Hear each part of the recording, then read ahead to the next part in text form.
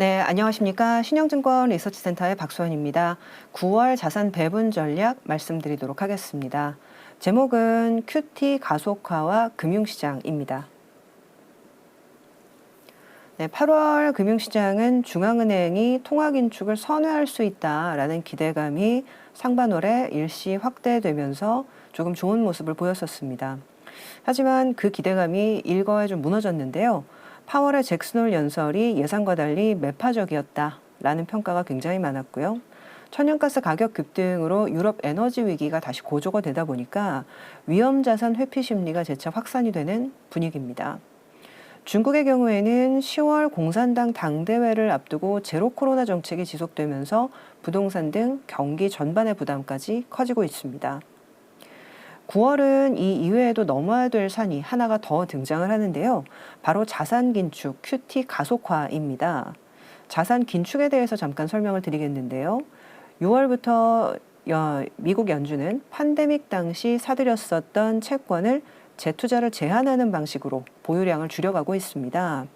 그런데 9월에는 그 속도가 2배가 되는데 그래서 QT, 자산 긴축 가속화라고 표현을 했습니다.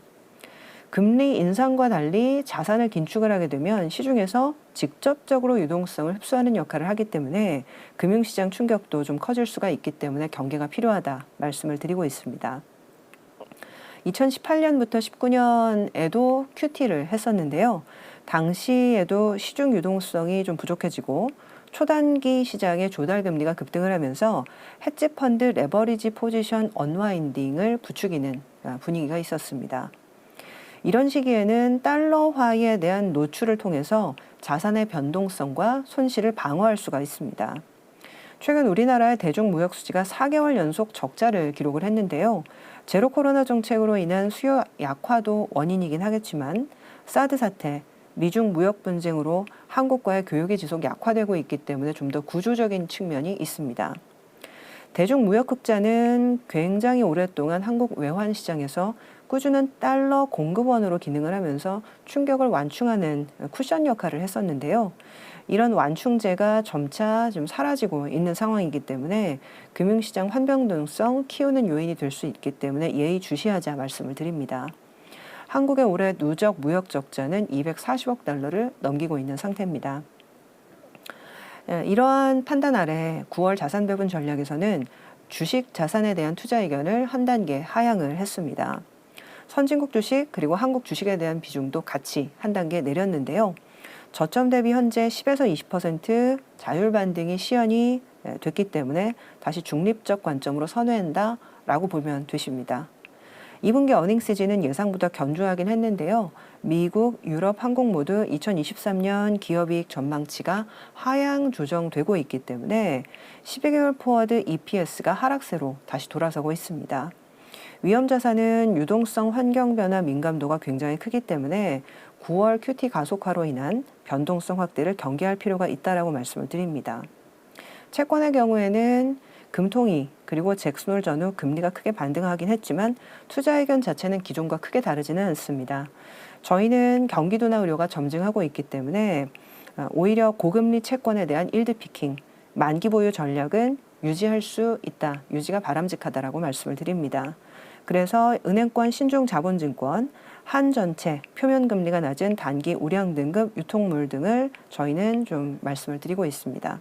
대체자산의 경우에는 전통적으로 인플레이션 시기에는 적극적인 해지 역할을 하고 있긴 하지만 레버리지 비율이 최근 많이 높아졌기 때문에 부동산 등은 인플레이션 해지 효과가 다소 훼손이 되고 있습니다. 선별 투자가 중요한 시기라고 말씀을 드리겠습니다. 좀 더 구체적인 차트 좀 더 보여드리도록 하겠습니다. 신용생각 첫 번째입니다. 9월부터 QT가 가속화된다라는 부분인데요.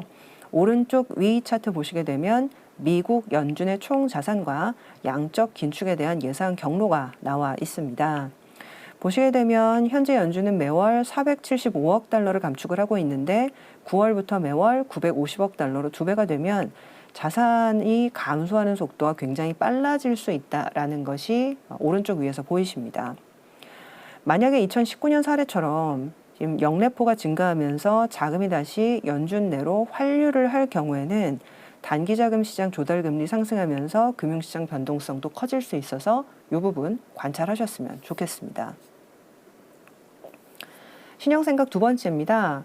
대중무역 흑자가 사라지면서 원달러 환율이 추가 상승할 가능성이 있다라는 부분입니다. 이미 많이 오르긴 했지만 현재 구조적인 요인이 가세하고 있다 말씀을 좀 드리고 있는데요. 아까 잠깐 설명을 드렸지만 오른쪽 위 차트 보시면 대중무역 수지가 2015년 이후 꾸준하게 감소를 하고 있습니다. 현재 사드 사태 그리고 2018년 트럼프발 미중 무역 분쟁으로 지속 감소를 하고 있는 상태에서 제로 코로나까지 지금 부담을 주게 되면서 대중무역 적자로 전환을 하고 있는 상태입니다. 아울러 해외 투자, 주식 채권으로 인한 달러 유출도 가세를 하고 있기 때문에 원달러 환율 변동성 확대, 추가 상승 가능성도 좀 열어두셨으면 좋겠습니다. 신용생각 세 번째입니다. 인플레이션 고착화입니다. 지금 달러 노출과 대체 자산의 선별이 중요하다라는 부분인데요. 저희는 인플레이션이 좀 둔화될 수는 있겠지만 과거보다는 굉장히 높은 수준 4에서 5%를 유지할 것으로 보고 있습니다. 글로벌 중앙은행의 매파 기조도 이렇게 되면 지속될 수밖에 없는 것이고요. 그렇게 되면 달러와 강세 흐름이 계속될 텐데 중요한 거는 이런 상황에서 레버리지 비율이 굉장히 높은 대체 자산은 인플레이션 해지 효과가 훼손될 수 있다라는 부분입니다. 글로벌 중앙은행의 매파 기조가 지속이 되면 고금리에 대한 부담도 계속 증가할 수 있고요. 그러다 보니 과거에는 금리 인상 때는 대체 자산이 굉장히 좋은 퍼포먼스를 보였는데 지금 같은 경우에는 그렇지 않을 수 있다는 것이고요. 저희는 그래서 이 달러와 강세 흐름이 지속될 가능성이 높다면 오히려 이 달러에 대한 이 포지션 그리고 익스포저를 좀 늘리는 방향도 해지를 위해서 고민할 필요가 있지 않을까 말씀을 드려봅니다.